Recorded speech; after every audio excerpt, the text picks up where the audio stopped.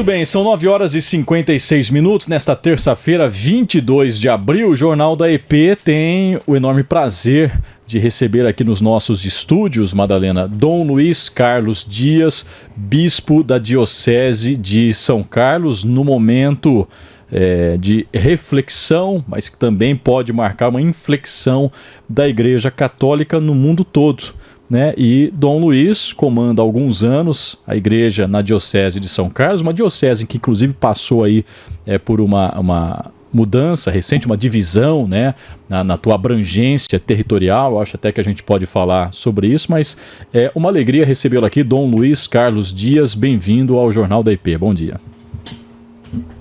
Então, bom dia. Também saudações primeiramente a todos os membros aqui desta mesa.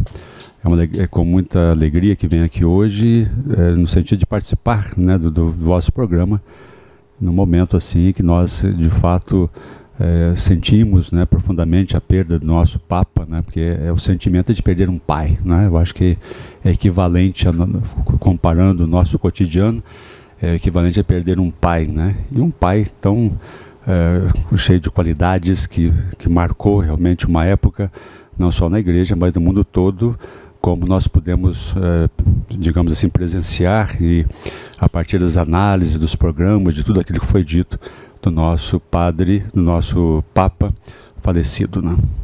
Agora, Dom Luiz, a gente sabe que a Igreja Católica, ela tem uma hierarquia, né, muito constituída, né, é uma instituição aí de muitos séculos, né? Como é que a gente pode, por exemplo, entender a influência da liderança do Papa, né? Como é que ela contagia toda a estrutura hierárquica da igreja e pode mudar o ânimo, o rumo, a vocação, a orientação aqui embaixo, né? No contato do padre, né, com o seu fiel, por exemplo, que está nos ouvindo agora. Tá. Bom, é importante percebermos o seguinte, cada igreja particular, cada diocese, ela é autônoma porque tem um bispo. O bispo que é um descendente direto de um dos apóstolos. Então, uma igreja completa. Tanto assim que o Papa, ele é o quê? Bispo de Roma. Só que o bispo de Roma tem esta incumbência de ser aquele elo de unidade entre todas as igrejas particulares do mundo, todas as dioceses, né? Esse é o Papa. Agora, o Papa, nós sabemos que tem ali uma estrutura governamental da igreja, que é a Santa Sé. É interessante percebermos o seguinte, olha, que a igreja tem uma capilaridade no mundo todo. Então, ali, na Santa Sé e o Papa, eles têm informações de todo o mundo, tudo aquilo que acontece no mundo. Então, não tem nenhuma instituição que eu acho que conhece mais a humanidade, mais o momento, assim, digamos assim, o caminhar atual da humanidade, do que a igreja, porque nós temos, chegam lá informações dos bispos, né, de padres, né, de pessoas que têm uma boa capacidade de analítica das coisas, né. E então, por isso que a importância do Papa para a igreja, porque a partir dessas informações vão ali sendo elaboradas, né, ou chega-se a ideias, uma compreensão da realidade. Então, a partir do Papa, da Santa Sé, vem para nós assim algumas indicações, né, de como devemos proceder para anunciar o Evangelho. Essa é a nossa missão, né?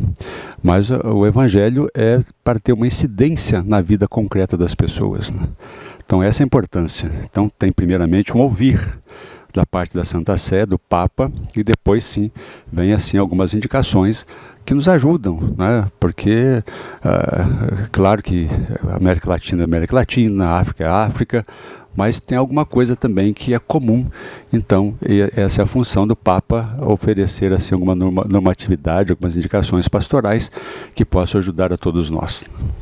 Agora, a gente está acompanhando aí, né, o mundo todo, o funeral do Papa Francisco, e se apresenta, né, os processos da escolha do novo Papa por meio de um conclave em que participam os cardeais nomeados pelo Papa. Sim. E pelos papas anteriores. Como é que se chega a bispo? Como que é o processo? Agora antes, pois né, não, porque é isso aí um pouquinho mais além, né? Tá. Uma questão que eu gostaria que o senhor observasse, porque parece que o Padre Francisco, o Papa Francisco, ele mudou um pouco um conceito, sabe? Porque ele parece que começou a fazer uma abertura maior da igreja.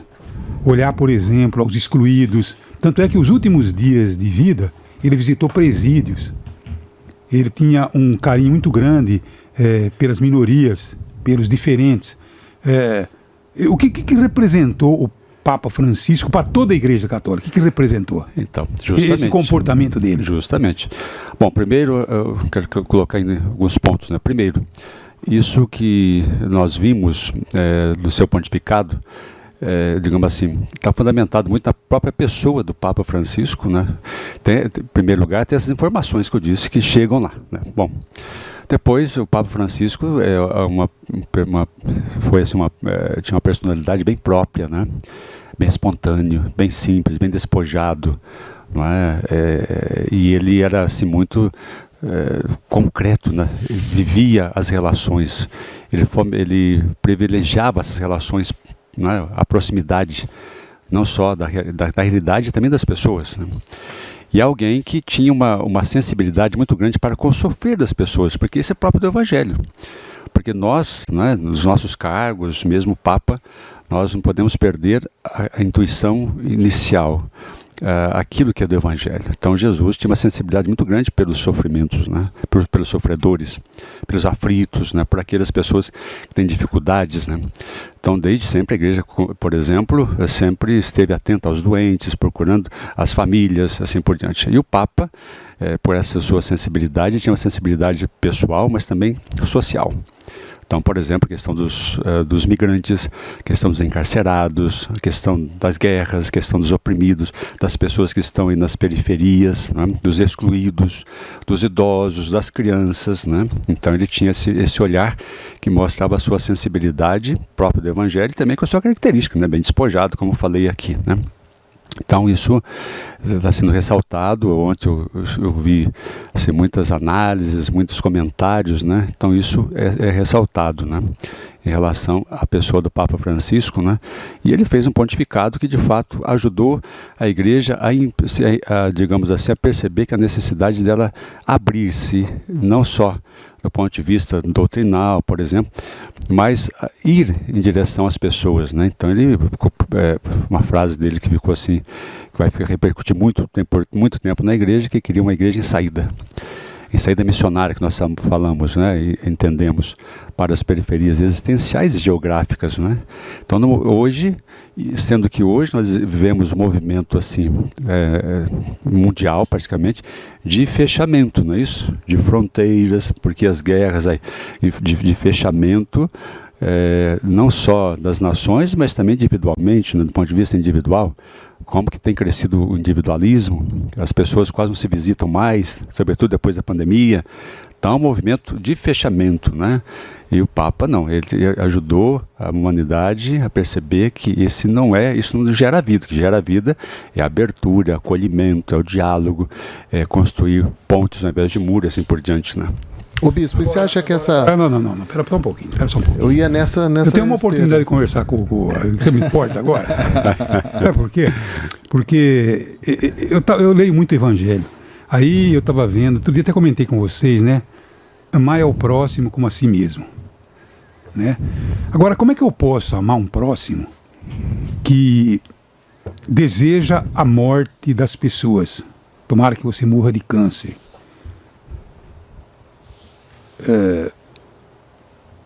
Tomara que... Não, elogia um... Torturador. Por exemplo.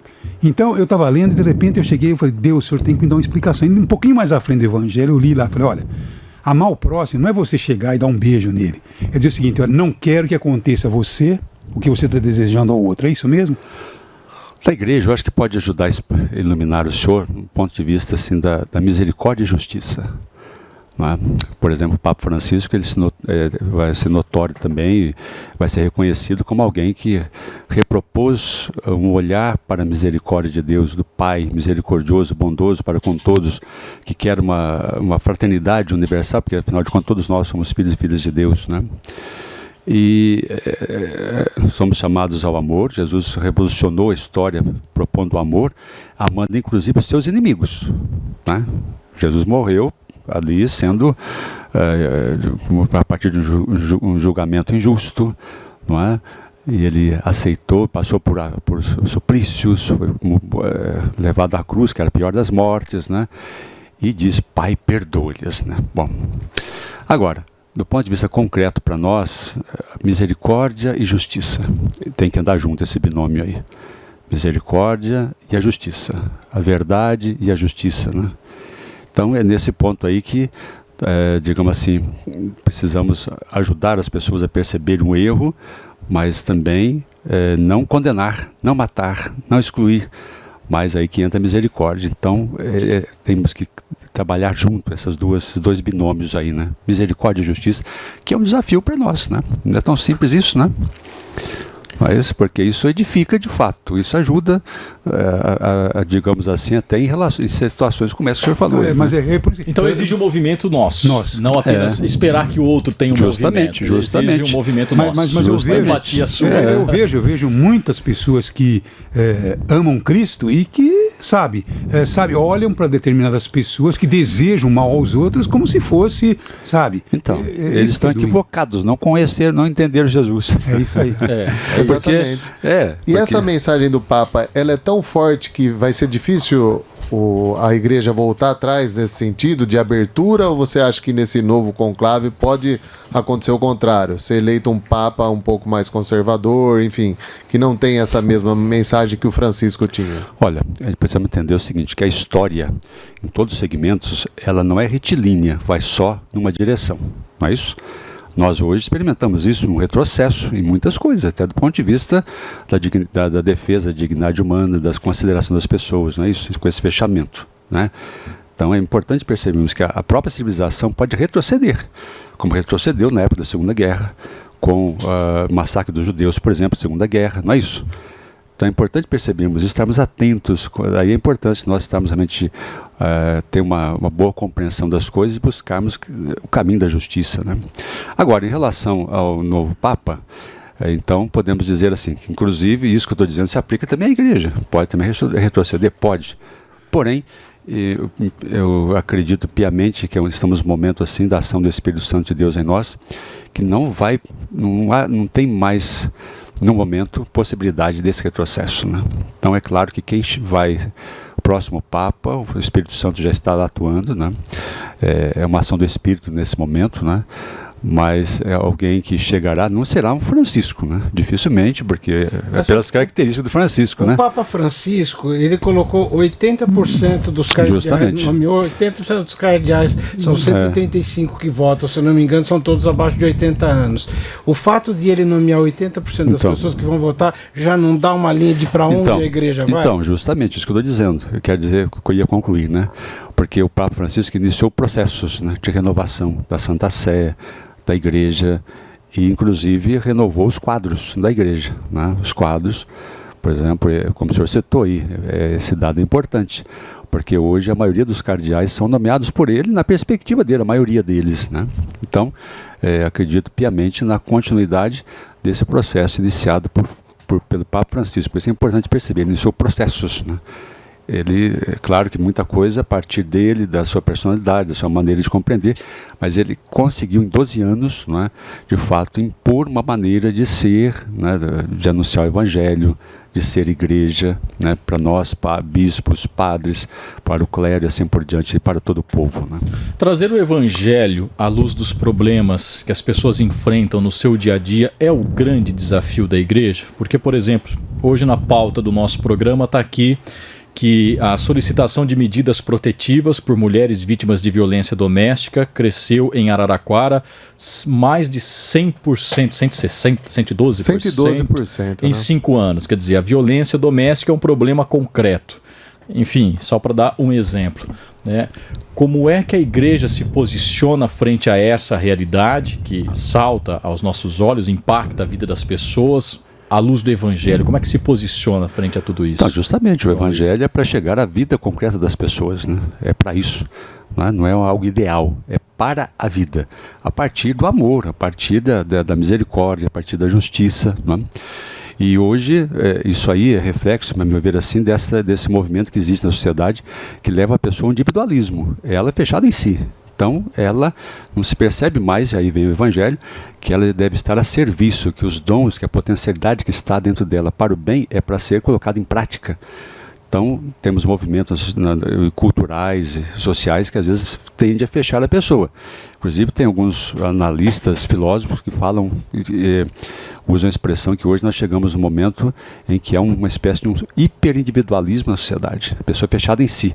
Então, ele quer impor-se, ele quer que a pessoa faça ou realize as suas vontades, por exemplo, né? Então, nesse sentido, fica às vezes difícil a justiça, né? Porque a pessoa está olhando para ela. Então, por isso nós vemos situações como a questão do feminicídio, a questão do racismo, que está aí em voga, e outras situações, né, que não mudam muito, mas que implica essa conversão pessoal. Porque o Evangelho, em primeiro lugar, né, é o encontro com Jesus, encontro com o amor de Deus, né? É isso que é importante. Enquanto a pessoa não tiver um encontro pessoal, não é, fica difícil, às vezes, ela de fato mudar. E às vezes vai tomando caminhos aí que leva à violência, que leva não a servir o outro, mas ser violento muitas vezes, né? Como foi citado aí, né?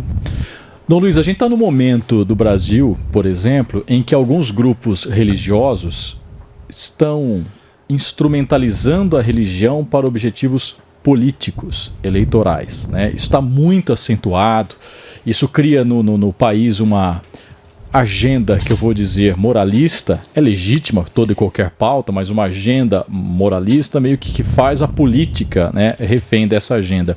A Igreja Católica, ela sempre teve uma vocação política, por meio das pastorais, por meio, enfim, da campanha da fraternidade, né? Mas me parece que neste momento ela dá um passo atrás, ela não faz esse movimento, dá um passo atrás. Como é que o senhor enxerga e defende a atuação política da Igreja Católica neste momento, Dom Luiz? Bom, primeiramente, do ponto de vista do conceito nosso, a política é entendida pela Igreja como uma das mais altas atividades referentes ao amor, ligadas ao amor, porque ela, na sua essência, é uma atividade em prol, ou deve ser em prol do bem comum, da realização do bem comum. Então nós entendemos a política, não, digamos assim, não desqualificamos a política, mas entendemos a política como uma atividade das mais excelentes e que expressa de fato uma expressão do amor, como amizade social. O Papa Francisco colocou todos esses temas em pauta, em documentos sérios, né? Com uma reflexão muito interessante e aprofundada, não é isso? Agora, o Evangelho está acima das ideologias. Então isso, por exemplo, na época ali da última eleição presidencial, eu falava muito nas igrejas, nas minhas homilias, né? Olha, cuidado aí com... Parece que nós vivemos naquele momento de tensão e de polarização, não é isso? Uhum. Então eu falava, o Evangelho está acima das ideologias. Então não brigue por causa da ideologia, brigue por causa do Evangelho. Não é? Porque o Evangelho está acima, né? O amor, como já foi colocado, a justiça, a questão da verdade, a questão, né, da misericórdia, isso está acima das ideologias, né?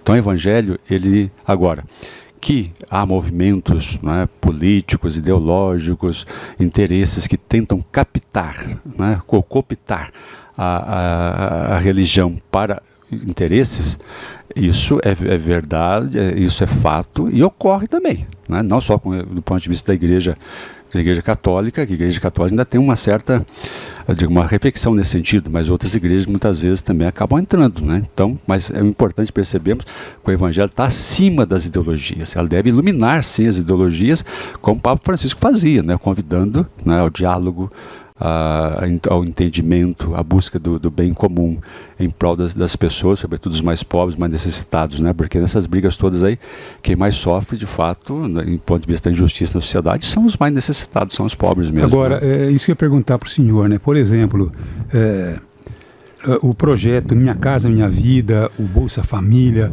esses projetos são projetos, eu acho que cristãos, sabe por quê? Está objetivando a dar uma casa para quem não tem casa, dar um rendimento para quem certamente precisa ter um melhor ganho, mas é visto como um processo politiqueiro. E as pessoas dizem, não, você é comunista porque você pensa dessa forma, sabe? Então, Como é que a igreja vê esse tipo de projeto? Isso é um projeto, esse é o grande político, é a política social realmente, ou o senhor acha que isso é dado para usar politicamente? Acho que precedendo essa questão que é importante, é a questão de precisamos olhar para o nosso sistema e perceber que o nosso sistema, baseado no mercado, no capital, nos ganhos a partir, sobretudo, privilegiando o sistema financeiro do que o trabalho concreto. Ele não resolve os nossos problemas, está gerando grandes distorções, está tirando, né, digamos assim, extraindo dos mais pobres e permitindo uma alta concentração na mão de poucos. Então há um desequilíbrio sistêmico, né, do ponto de vista da nossa maneira de produzir hoje, da nossa economia e da nossa economia como um todo. Então nós às vezes esquecemos disso. Temos pobres por quê? Porque há essa distorção. E aí, como resolver a questão dos pobres, né? A questão daqueles que vão ficando pelas periferias? Se nós não cuidarmos também e ajudarmos de alguma forma essas periferias, a violência vai se acirrar ainda mais. Então, a maneira principal, né, mais importante de combater a pobreza, a violência, é isso, com programas que precisam ser estabelecidos para socorrer essas pessoas, né? Porque, olha só, o número de empregos tem caído, não tem? Tem cada vez, o salário tem sido achatado, não tem? Não é isso? Ou estou enganado? Não, está certo. É uma realidade. Porque então, tem gente aí vem, que nem sequer... Depois então, falam que eu sou um crítico ao ex-presidente que passou por aí. Por quê? Porque ele não dava aumento salarial. Nem sequer aumento salarial ele dava, né? Achando que o dinheiro caía. E aí só concluo, né, que esses programas sociais têm um valor, sim. Tem algumas distorções, algo a ser corrigido, algo a ser melhorado? Sim, também. Não é? Porque o importante é ajudar a pessoa a superar essa realidade, mas muitas vezes o nosso sistema atual não oferece muitas possibilidades. Não é? Veja quantos jovens aí que são chamados nem, né? Nem estuda, nem trabalha. E aí? É a ausência total de perspectivas. Né? Nesse sentido, Dom Luiz... quem conhece as periferias sabe, né? Monta-se um pequeno núcleo habitacional e tão logo já chega a primeira igreja evangélica, né? Abre-se uma porta onde era um bar, um comércio. A igreja católica, apesar de aparentar riqueza, e o senhor pode se contrapor a essa visão, tem mais dificuldade em chegar, né, nesses espaços, né? Para montar uma nova paróquia, uma nova comunidade, é todo um processo, né, lento e demorado. Isso é um problema para a igreja, demorar a chegar, para a igreja católica, no caso, demorar a chegar? É algo que há uma nova orientação nesse sentido? Como é que o senhor avalia isso? Realmente, eu também concordo, nós analisamos isso, né? Às vezes demoramos a chegar, sim. Né? Uhum. Um dos problemas desses novos bairros é que as pessoas chegam ali vindo de vários lugares, né? Às vezes mudando até de cidade, de região. Então, primeiramente, chegam ali a uma desestruturação da vida delas, do ponto de vista cultural, familiar, de emprego, né? Elas têm que se reposicionarem ali, né? Então, é uma situação difícil, sim. Depois, do ponto de vista nosso, às vezes demoramos também para conseguir chegar ali. Mas também por isso, porque não tem mais, por exemplo, nessas novas habitações, novos bairros que são criados, nem sempre tem um lugar, um espaço para uma igreja. Não privilegiam mais isso. Eles pensam, agora, os evangélicos têm mais agilidade, acho, tem que reconhecer nesse sentido, que às vezes arruma lá uma garaginha e tal, e começam, né? Botam umas cadeiras ali, e alguém vai pregar. Então, realmente, às vezes temos uma dificuldade de chegarmos juntos, mas também, percebe a complexidade de uma nova realidade ali, porque são pessoas que não se conhecem até chegar a um ponto de haver ali uma socialização. E às vezes é por meio da religião que isso vai se dar. Uma pessoa deslocada, a religião consegue dar esse movimento. Sim. Bom, não sei se o Madalena, o pessoal da mesa tem mais assuntos. Só mais uma. Fica à vontade. Mais uma pergunta. Porque eu vejo muitos cristãos dizendo que Cristo está voltando, né? Você já ouviu falar isso, né? Jesus está voltando no semáforo. Voltando, né? Então, no semáforo até, e acreditam fielmente que Cristo está voltando. Agora, quando Cristo veio, o pessoal pensou que ele fosse chegar numa carruagem de fogo, né? Para matar todos os romanos, né? Para acabar com a vida dos romanos e certamente fazer justiça que o pessoal clamava, né? E Jesus veio humilde, né? Veio numa manjedoura, veio trazendo uma outra visão completamente diferente, que era a caridade, que era o respeito, que era andar descalço e fazer a coisa realmente acontecer. Jesus vai voltar ou isso é... Não, olha só. Primeiramente, o senhor apontou já uma via de Jesus, né? Que ele foi a via privilegiada. Interessante, nós estamos no tempo da Páscoa, né? Aqui, nós estamos celebrando o dia da Páscoa, que se estende por uma semana. Mesmo Jesus tendo ressuscitado, vencido a morte, né? Ele se apresentou ressuscitado de uma forma muito singela. Ele não quis chegar diante dos seus algozes, por exemplo, eu venci vocês, estou aqui vivo. Pode prestar atenção nos evangelhos, não tem isso. Ele respeita a liberdade nossa e nos convida à fé. E a fé é o quê? Abrir-se a relação com Ele, não é? Com Deus, através de Jesus Cristo. E Jesus Cristo, eu acho que essa expressão, ele virá, digamos assim, no final dos tempos, nós também falamos isso, mas no final dos tempos. Mas Jesus, não obstante ter morrido, ressuscitado, voltado ao Pai, ele continua aqui, entre nós. Então, não é que Jesus, vamos esperar Jesus que vai voltar. Não, ele está aqui já, continua entre nós. Continua entre nós na medida que você me ama, que eu te amo, que eu te sirvo. Jesus está aí, o Espírito dele está entre nós. Então, eu acho que é importante frisar que Jesus continua entre nós, o seu Espírito continua entre nós. E ele continua entre nós, sobretudo quando nós nos amamos, quando acolhemos o amor dele, né? Isso que é importante perceber, né? Agora, nós chamamos de escatologia, essa perspectiva meio escatológica, né? Então, para muitos, ficam preocupados e com medo dessa volta de Jesus. Então, uma coisa que Deus quer é justamente que não tenhamos medo dele. Então, às vezes, eu vejo assim, uma distorção maior, talvez, nessas perspectivas, é do medo. Deus vem, então precisamos... Não, Deus é amor, Deus é misericórdia, Deus nos ama, né? Então, mas, fundamentalmente, diante dessa pergunta, eu digo isso. Ele continua entre nós, através do seu Espírito e de nós, das igrejas, de uma família, de um grupo, quando se reúne aqui e todos procuram se colocar em concórdia diante de uma situação de ajudarem-se uns aos outros. Aí está Jesus, né? Porque ele disse, onde 2 ou 3 estiverem, ali estarei. Não é isso? Estamos conversando então com Dom Luiz Carlos Dias, bispo da Diocese de São Carlos. É uma coisa interessante a fé, né? Porque eu não conseguia entrar naquele tubão. Sabe aquele tubão? De fazer ressonância magnética. Aí um dia eu falei, poxa, mas eu sou uma pessoa, por que eu não consigo, né? Aí eu falei, Nossa Senhora vem comigo, sabe? Você tinha claustrofobia, não conseguia, se sentia fechado. E hoje eu faço aquilo, sabe? A hora que eu entro ali, eu falo, Nossa Senhora está aqui comigo. E durmo até dentro do tubão. Eu acho que é uma questão de a gente ter fé, né? A fé nos ajuda e nos fortalece, né? Porque a fé nos ajuda a não ter medo das coisas, sabe? É isso aí. Então é isso, mas até sabe? Porque Deus está conosco, que garante a vida para nós. A ressurreição é isso. Deus garantiu a vida, a morte está vencida, e Ele está conosco, caminha conosco, está conosco, né? E nos conduz, né? E faz uma história com cada um de nós para que nós nos salvemos e um dia estejamos na casa do Pai, né? Porque viemos de Deus e para Deus retornaremos, mas Ele quer que nós façamos uma história bela para que cheguemos diante dele com frutos em nossas mãos, com as mãos cheias de frutos, sabe? E ele providencia isso conosco, vai nos ajudando, mostra os caminhos, né? nos ajuda na conversão, retomarmos o caminho se saímos. Então, não precisamos ter medo, né? Deus nos conduz como um Pai em Jesus e através do Espírito Santo, né? Eu vou voltar à pergunta que eu tinha feito, que é uma curiosidade da nossa audiência, né? A escolha do Papa se dá por meio de um conclave em que os cardeais votam até atingir os 2/3. E como é que se nomeia um bispo? Como é que um sacerdote chega, né, ao posto de bispo, Dom Luiz?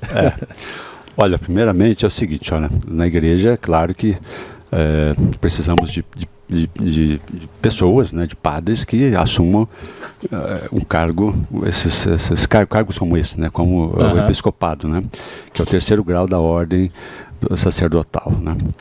Então é assim, os bispos, por exemplo, são chamados a estar atentos na medida que tem um padre que ele percebe que tem qualidades para tal, tem as qualidades ou as indicações ali, então ele manda o nome para a Anunciatura.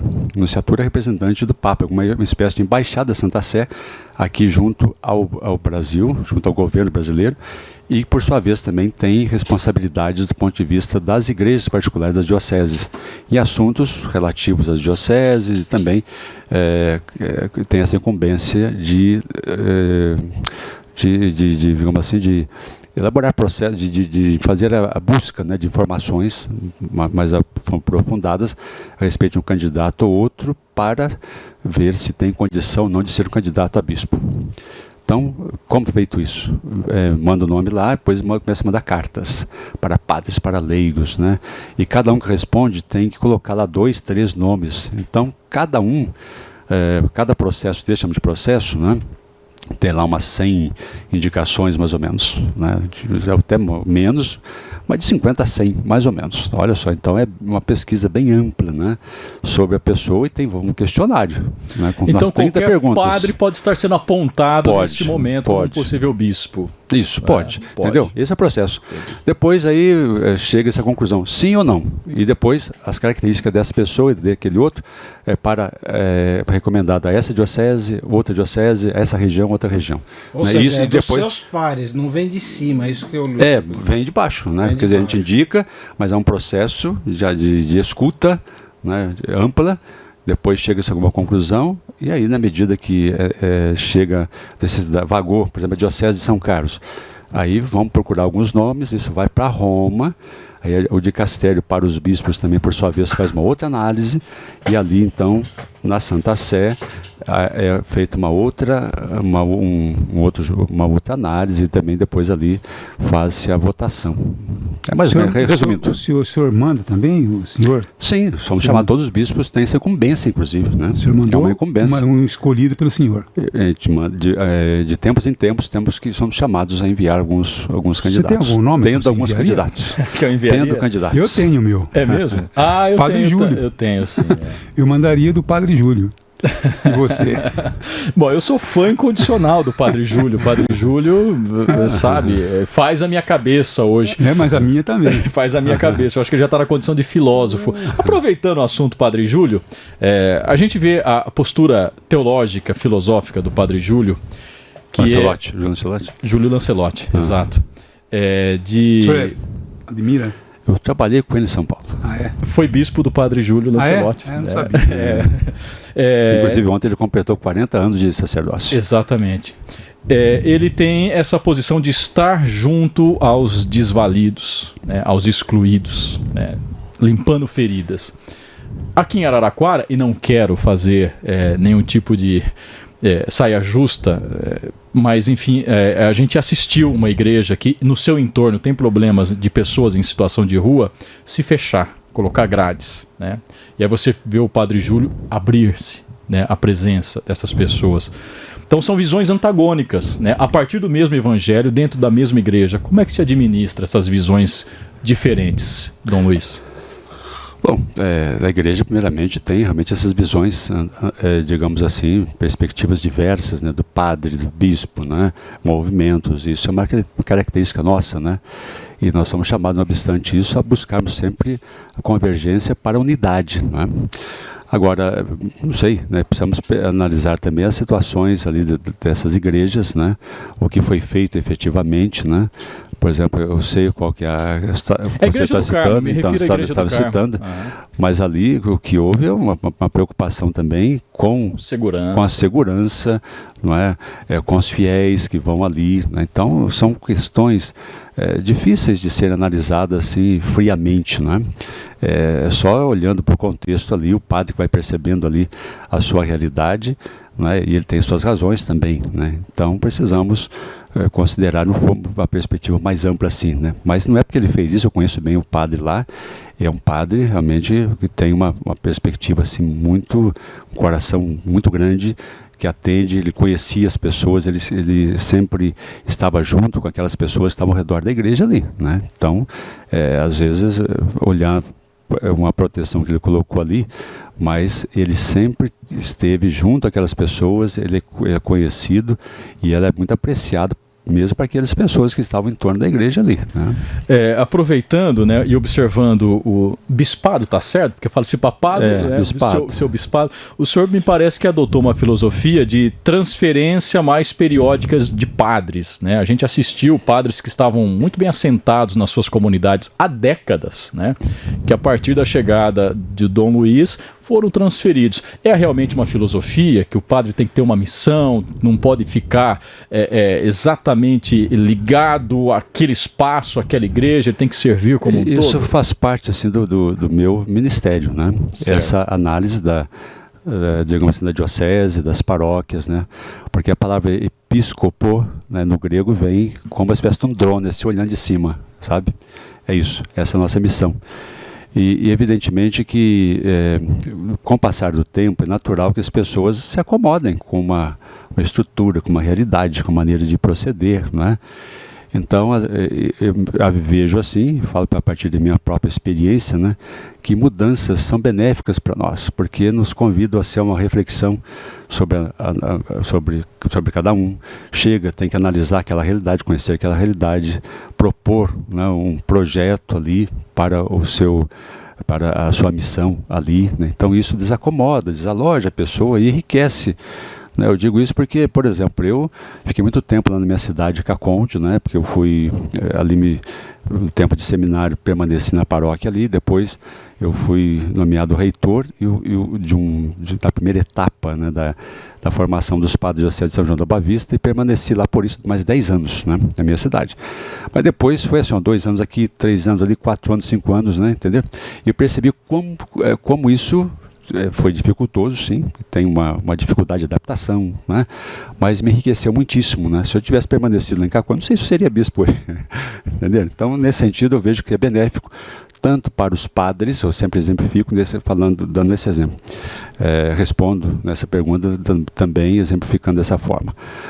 Benéfico para o padre, como também para a comunidade, porque chega um novo padre ali, ele vê outras realidades, outras necessidades, é um outro projeto, isso anima, a maioria das vezes dá certo. Mais alguma questão, Madalena? Senão a gente agradece aqui a presença do bispo Dom Luiz. O pessoal está elogiando aqui a entrevista e tal, né? Então é uma questão que tem várias visões, né? Mas enfim, é a visão do humanismo. Eu acho que isso que é importante, né? É importante, eu acho que eu gostaria de finalizar mostrando que o Papa Francisco, de fato, com suas proposições todas, ele vem para propor um novo humanismo, né? O que é esse humanismo? Colocar, de fato, o ser humano no centro. Hoje, do ponto de vista do nosso sistema de produção, da nossa economia, o ser humano não está no centro. Então o Papa Francisco nos ajudava a ter essa visão e propunha isso para que as pessoas concretas, com seus problemas, sejam consideradas, né? Os migrantes, os sofredores, aqueles que estão excluídos, né? Que sejam incluídos, né, na sociedade, porque o projeto de Deus é um projeto de vida e vida em abundância para todos, porque todos somos irmãos e irmãs, filhos do mesmo Pai, né? O Jornal da IP agradece a presença do bispo da Diocese de São Carlos, Dom Luiz. Eu quero agradecer especialmente também a sua assessoria, por meio da Adriana Nagasako, que fez aí esse contato. Obrigado, a Japa, não é? E é um prazer enorme recebê-lo aqui, Dom Luiz. Foi muito bom. Muito bem, obrigado. Espero que tenha contribuído aqui. Foi um prazer, né? E me coloque à disposição, né? E bênçãos a todos que nos acompanharam nesse momento, e a cada um, para que tenham, sejam bons trabalhos a todos, e que os vossos comentários, os vossos programas aqui contribuam de fato para a vida das pessoas, vida concreta ali, sobretudo para o fomento da justiça, desse humanismo, de uma visão de muita esperança, né, que precisamos realmente propor isso, né, a cada dia, todos nós. Muito obrigado. Um abraço ao Dom Luiz, um abraço e até a próxima, né? Até a próxima. Um abraço, viu? Jornal da EP, a verdadeira voz de Araraquara.